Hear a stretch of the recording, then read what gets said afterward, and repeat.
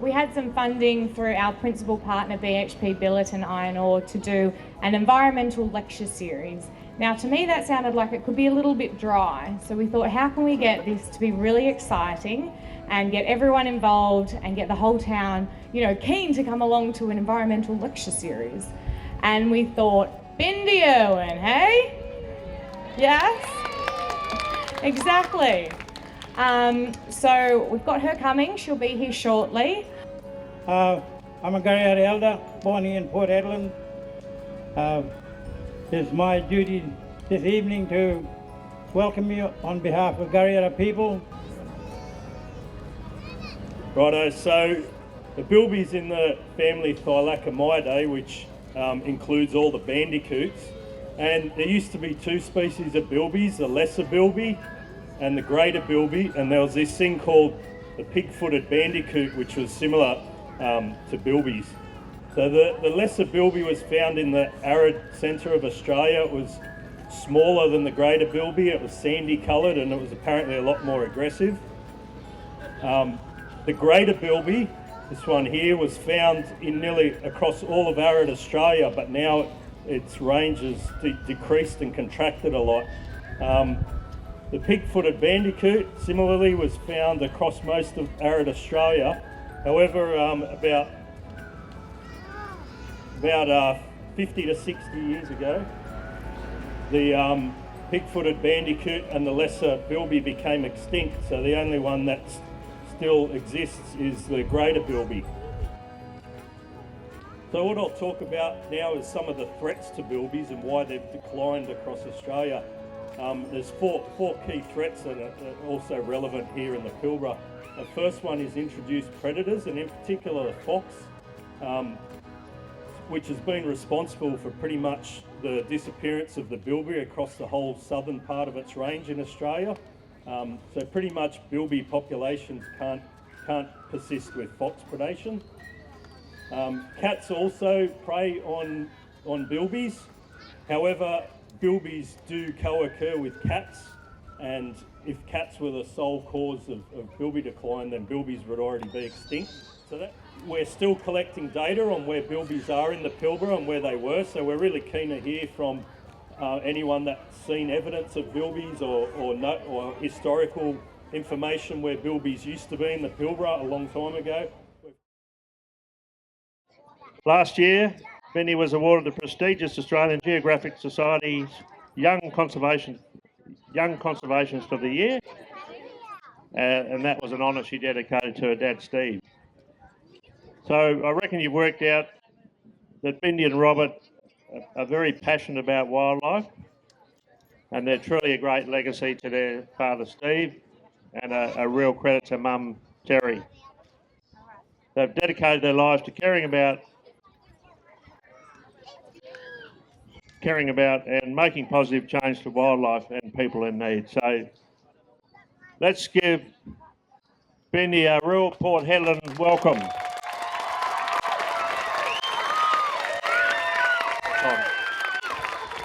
Thank you. So we have dedicated our lives to wildlife and conservation. We've gotten to travel all over the place, spreading our message to as many people as possible.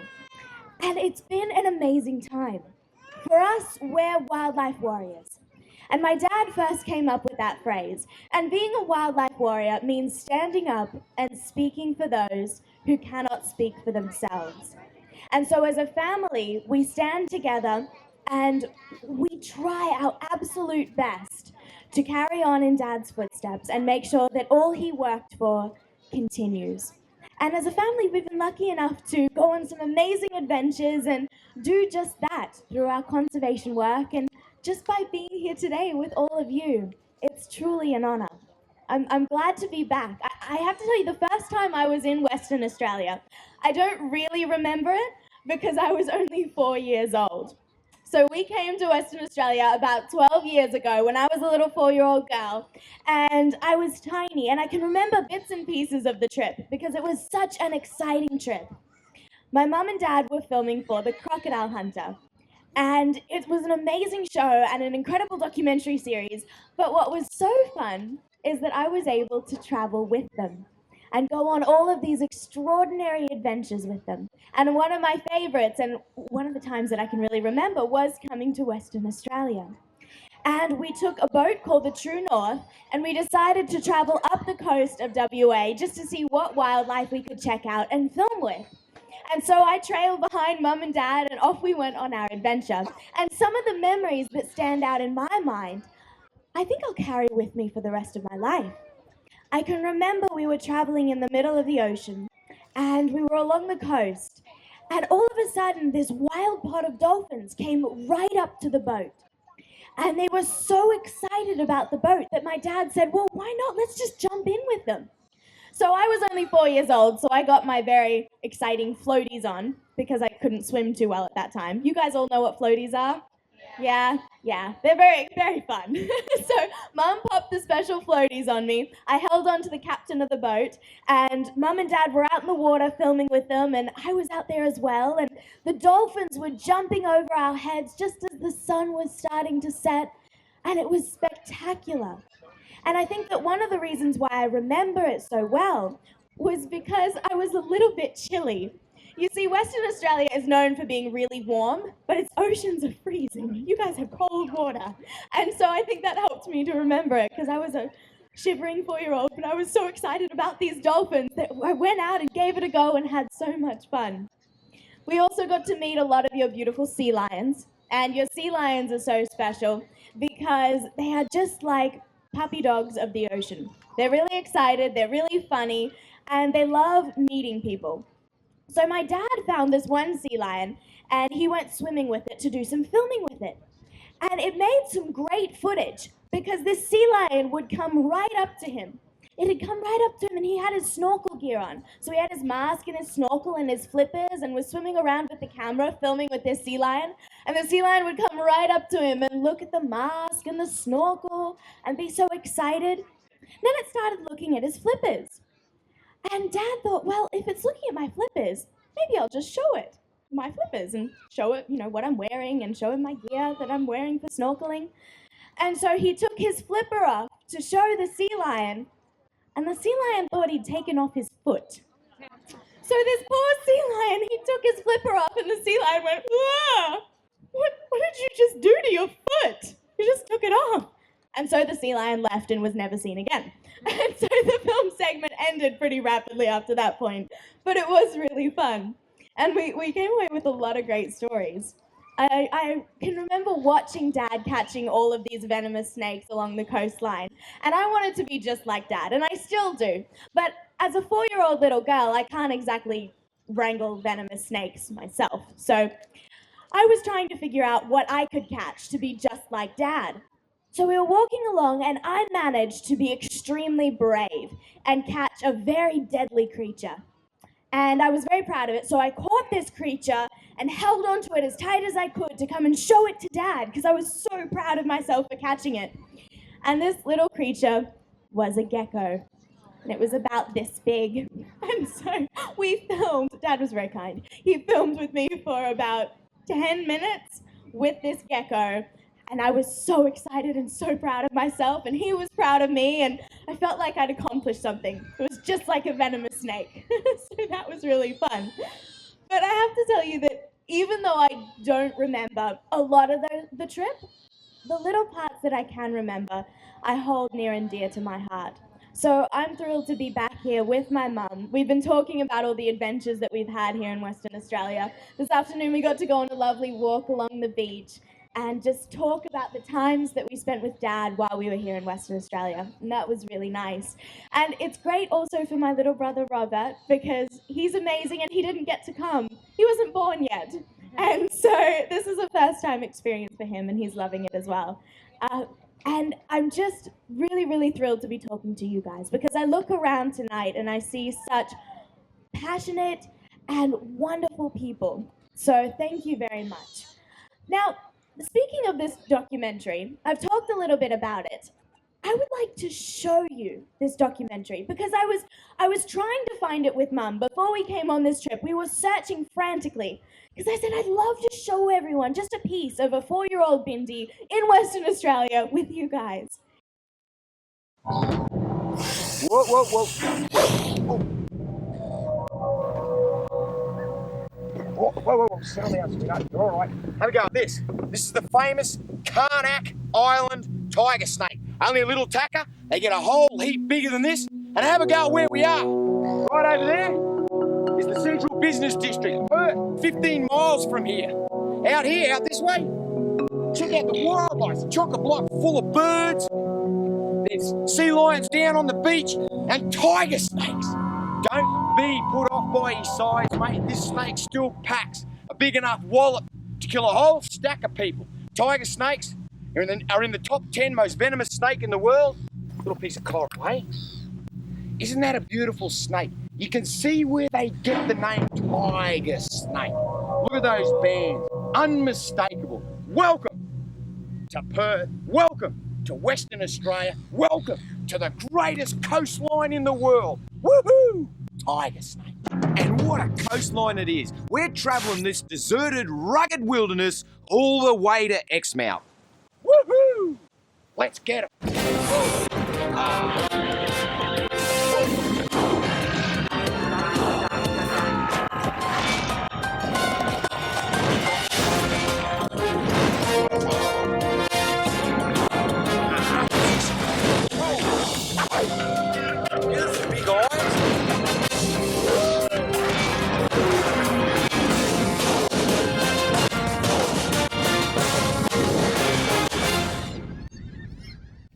Western Australia is Australia's largest state. It takes up 1/3 of the country. And if you can imagine, virtually the whole of Europe could fit into this one state. And its coastline is virtually as long as the United States of America is wide. Massive big state.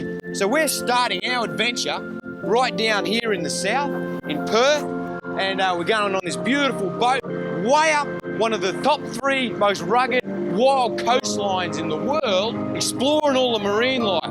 We're going to encounter dugongs and dolphins and whales and snakes and sharks and virtually every single thing that you'd expect to see in the Indian Ocean. Let's get into it. And by crikey, we're doing it in style on the True North, which is 111 feet of luxury. And it's all ours. It's skippered and owned by me mate Craig. The True North, well, it's got everything we're gonna need, from speedboats and even a helicopter coming on board tomorrow. We're headed for Karnak Island, and it's got a reputation for literally crawling with venomous snakes. A real challenge to investigate for me, Terry and Bindi. We're going in. How's this? We're a stone's throw from the capital city of Western Australia, Perth. And here's the local residents. This is a big bull Australian sea lion, the rarest sea lions in the world. So this is a bachelor group. And you see the smaller ones, they call them SAMs, subadult males. And as you can see, I was quite little, but I was really excited to be there and be part of all the action. And growing up with Mum and Dad was just always so exciting. I mean, I live right in the middle of Australia Zoo. As a family, we do it, and that's wonderful. We live in Queensland in the middle of Australia Zoo, and our neighbours are tigers and lemurs and giraffes and crocodiles, and every day is new and different. And so I think that conservation and wildlife has just always been a part of me. It's who I am, it's in my blood. Sometimes people will ask, when you're not doing wildlife work, what are you doing? It's pretty much just wildlife work. You know, it's a part of who we are. It's in our blood, and we love it so much. And so we've dedicated our lives to trying to inspire others to get involved and to make a difference in their world. Now, I've had some incredible memories and been very lucky, and we are carrying on Dad's legacy, but we're also trying to make sure that all of his conservation work continues to carry forward. We have our non-profit organisation, which my mum and dad started back in 2002, called Wildlife Warriors. And Wildlife Warriors has conservation projects all over the world. We help support rhinos in Kenya, cheetahs, Sumatran tigers. We have a wildlife hospital that has rescued and rehabilitated over 58,000 animals in the past 10 years alone. So animals everywhere from 80 to 90 koalas a month, sea turtles, snakes, birds, you name it.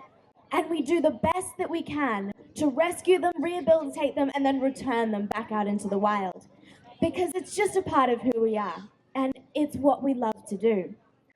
But we also have a lot of conservation properties that we manage. And Mum and Dad bought a lot of these properties just to be able to protect some animals that are in a lot of trouble and environments that really need to be protected for the generations to come. And so we have approximately 451,000 acres of conservation property all through Australia. We have a beautiful property up in far north Queensland on Cape for York, and it's called the Steve Irwin Wildlife Reserve. We have a property near the Great Dividing Range, and my favourite property, which is out in central Queensland, near St George Way, if you know central Queensland very well. But this property is my favourite, not just because it's beautiful, but because it's home to one very unique animal. Now, you guys have this animal here in Western Australia, and it is in a lot of trouble at the moment, but it is a gorgeous creature. It's a snake, it's a python, and it's funny looking. It has a little orange head, and it's not too big, but it's called, you've got it, it's called the Woma python. Now, the Woma pythons are so beautiful because they're non-venomous snakes, but they can actually eat venomous snakes. Can you believe that? How cool is that? And these guys are in a lot of trouble from habitat loss, and so their numbers are dwindling. So Mum and Dad bought this property to try and help protect the Woma pythons in particular. And now we have a lot of conservation work trying to learn about these Woma pythons. We joined forces with the University of Queensland, and one special person in particular, her name is Melissa, and she is a researcher who has dedicated her life to researching the Woma pythons. So she finds these Woma pythons, puts tracking devices in them to see where they go and what they get up to. Because if you know more about an animal, you're better able to help protect it for the future. So we were really excited to have this conservation property and to be working with the University of Queensland, learning about the Woma pythons. And what's wonderful is that we try to protect animals that aren't just the cute and cuddly ones. I mean, everyone loves koalas and tigers. I mean, we all want to protect those animals, but it's the snakes and crocodiles that also need our respect and protection. So I'd like to show you just one other video that I think is really special because it gives you an idea of the research work that we do with the Woma pythons. And if you haven't seen a Woma python before, it'll show you what they look like. And Melissa is truly an amazing researcher because she's dedicated her whole life to loving Woma pythons. Steve and I decided to buy an old cattle property back in the year 2000 to turn into a conservation property. And Steve had a hunch that a very special and mysterious snake lived on the property. And you know what? He was right. That snake is the elusive Woma python, and the property is in St George, 7 hours drive west from Australia Zoo. The Woma is so secretive that very little was known about it. Its movements, habitat and population were a complete mystery, until now. With this land preserved by the Irwins, PhD student Melissa Bruton has been able to conduct amazing new research into these rarely seen nocturnal pythons. What I've found with my research is that these pythons are really, really secretive. 95% of the time, I wouldn't see them. Even when I was radio tracking, I knew exactly where they were, but I still wouldn't see them. So the chances of finding one out and about moving are just very, very low. Today, Mel is hoping to find 2 of her pythons. She's been tracking them for nearly a year, and now it's time to take them to the zoo to have their transmitters removed. I'm getting a good signal though, which means she's out. There could be another one with her. I really hope so. The radio tracking process is quite an interesting one for snakes because we have to implant transmitters into their body cavities. It starts by looking for the Womas, finding the Womas. As soon as I capture one, I would call the zoo. They would send a vet and a vet nurse out to actually implant the transmitter out here, which was really exciting for them. Once that transmitter had been implanted, then that python would be back out exactly where it had been captured within 24 hours. We would release it, follow it until it had found shelter, and then from that time on, we would radio track that python every 55 hours. Okay, she's not far away now. Signal's just got really strong. Research like this on the Woma python is a world first, and Mel has made some incredible discoveries so far. It's long been assumed that the Woma python was strictly a ground-dwelling reptile, but through her research, Mel has found that they actually climb trees to hunt their prey. He stalked up this tree. He goes, he's all stretched out. Even more astonishing is that the Woma python, a non-venomous snake, has been found living side by side with venomous snakes in the same burrow. Fantastic. I've been trying to find this girl for the last month. She's just been eluding me. Oh, she's such a good girl. There we go. That's the Gailey I know. Well, I've been trying to catch her out of the burrow for the last month, and every time I come along here, she's down in the burrow. She's been hiding from me. Hey, beautiful girl. You're gonna go and have your transmitter removed. With one in the bag, it's time to find the other. So I'm just gonna follow this signal, and it sounds like he's pretty close, so he's moved from his burrow, so I'm not exactly sure where he is, but it's getting quite strong. Oh, excellent. Hey, little one, get out and about. Look the pride. Hey, you're getting the most of that sun.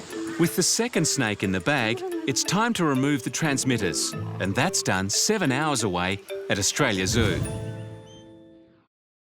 And it's great because a lot of people have these ideas about snakes, that they might be kind of scary. The same with crocodiles, that they're big dinosaurs. So it's natural to be kind of scared of them. I mean, they are beautiful animals, and back in the day, you kind of wanted to avoid them just slightly, and you still do, but we can love and respect them and appreciate that we need them in the ecosystem.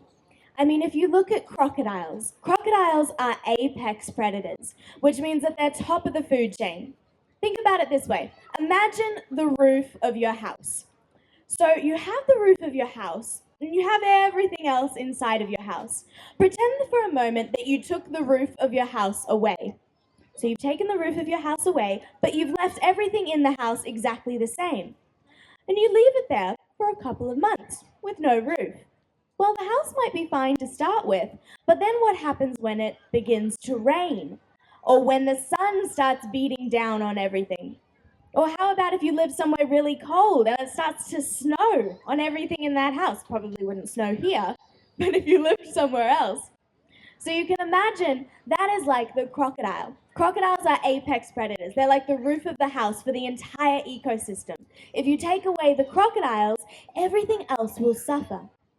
Now here, you guys have some terrific crocs. How many people here have seen crocodiles? Yeah, pretty much everyone. That's good. They're beautiful, aren't they? And we just love saltwater crocodiles because they are such modern-day dinosaurs. They were my dad's favorite animals. And because Dad loved salties so much, he wanted to protect them and teach others about what beautiful creatures they really are. So Dad started his crocodile research trips. Now, he started researching crocodiles well before I was born, before Robert was born, even before he met my mum. But year after year, he made his research trips bigger and better, to the point where now we work with the University of Queensland, and every year during the month of August, we go up to the Steve Irwin Wildlife Reserve, and we catch so many crocs. So far, we've caught and are tracking over 100 crocodiles in the Wenlock River, and that's really special. So we place tracking devices on the crocodiles to see where they go and what they get up to, so that not only are we able to rewrite university textbooks, but also teach people who live with crocodiles how to stay safe around croc territory. And it's so simple. I mean, as you guys all know, you just don't go in the water or near the water's edge and you'll never have a problem with a crocodile.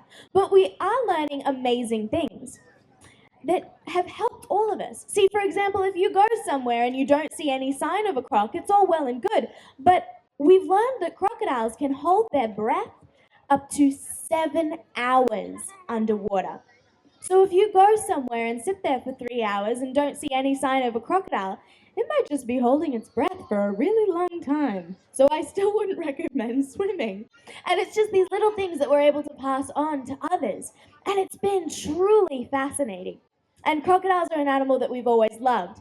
It's a bit of a challenge trying to catch the crocodiles, to put the trackers on, because crocodiles don't do very well with any sedatives, to make the crocodile sleepy. So if you were to give a crocodile a sedative, they have a very slow metabolism.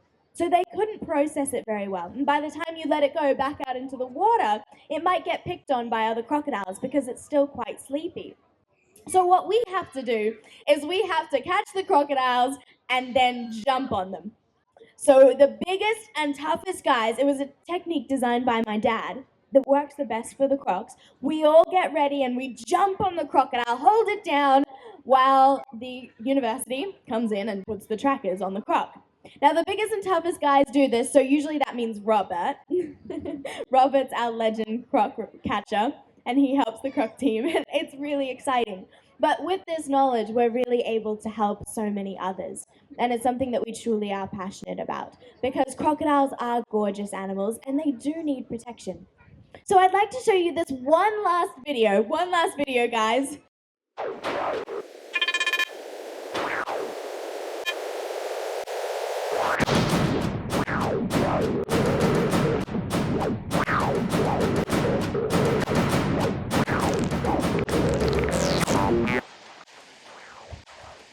Guys, everybody happy from watching? Yep. Right. Thanks, Baz.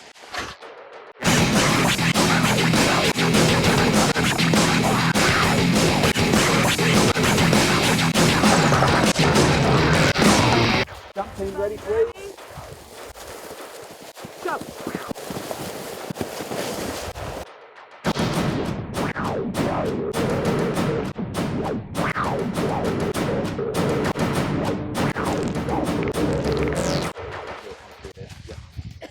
Is everyone ready?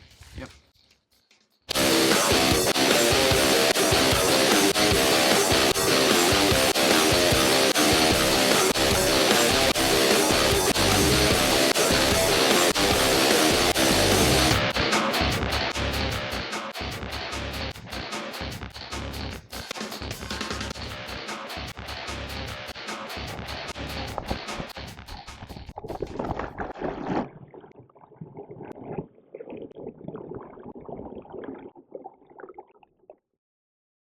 And together with the help of the University of Queensland, we have been able to team up and make sure that these crocodile research trips continue to make sure that Dad's legacy lives on. And we just have the best time. But it is about teamwork. I mean, an individual person probably couldn't do all of that on their own. We have to work together. And that's just like with anything in life. If you want to achieve something to the best of your ability, you have to be able to work together. And we especially find that through our conservation work. It's a team effort. We can all make a difference, and we can inspire those around us to get involved as well. Whether it's just small things in your own backyard, like to all the kids here, having a clean up the beach day with your friends and family, turning off the tap while you brush your teeth, planting a tree in your backyard, just inspiring those around you to love wildlife and wild places. It all makes a huge difference. And these individual actions can add up to make huge positive change on our planet. I want to make sure that our Earth has clean air, fresh drinking water, and an abundance of wildlife forever. And I will do everything in my power to make that a reality. And as a family, we'll continue to travel and try to inspire others to get involved, because it really is important. If you think about it this way, you don't have to be a chef to appreciate fine food. You don't have to be Katy Perry to love music. You don't have to be an extraordinary artist like Picasso to be able to love gorgeous artwork. But you also don't have to be a full-on conservationist to love wildlife and wild places. so we can all work together. Now, I found this really special quote that I'd like to share with you guys. And this quote made me think. It's more of a story, really. And it talks about how our individual actions can make a difference. So I'd like to read it to you now. Lauren Easley, he said this. Once upon a time, there was a wise man who used to go to the ocean to do his writing. He had a habit of walking on the beach before he began his work. One day, as he was walking along the shore, he looked down the beach and saw that there was a figure, that of a young man, and he was moving like a dancer. He smiled to himself at the thought of someone who would dance to the day, and so he walked faster to catch up. As he got closer, he noticed that the young man was not dancing at all. The young man was reaching down to the shore and picking up small objects and then throwing them into the ocean. He came closer and called out, "Good morning! May I just ask what it is you're doing?"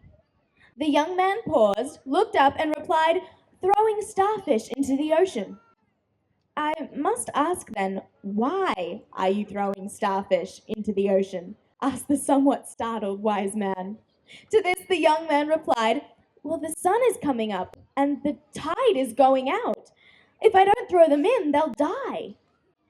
Upon hearing this, the wise man commented, "But, young man, do you not realize that there are miles and miles of beach, and there are starfish all along every mile? You can't possibly make a difference." At this, the young man bent down, picked up yet another starfish, and threw it into the ocean. As it met the water, he said, "Well, it made a difference for that one." How true is that? So it's important for each and every one of us to pick up that one starfish and throw it back out into the ocean, because that is making a difference on our planet. Our small actions create huge change. So together we can change the world, and I just want to encourage everyone here to continue loving wildlife. You have some beautiful wildlife here in Western Australia. If you'd like to get more involved, please do feel free to check out wildlifewarriors.org.au to see what we've been getting up to. We have a brilliant Joey Ambassadors program encouraging young kids under 18 to get involved and help out with our readathons, where they can read as many books as they can to get donations to raise funds for our conservation projects, and just gives kids an idea of how they can help and make a difference on our planet. But I want to thank everyone here today for coming tonight. I know that it's a little bit late, but I really, really appreciate you all being here and helping us to carry on in Dad's legacy, because we really want to make a difference and we want to make sure that everything he loved carries on. So thank you for being wildlife warriors, and thank you for being the change you wish to see in the world. Have a great night. Thank you.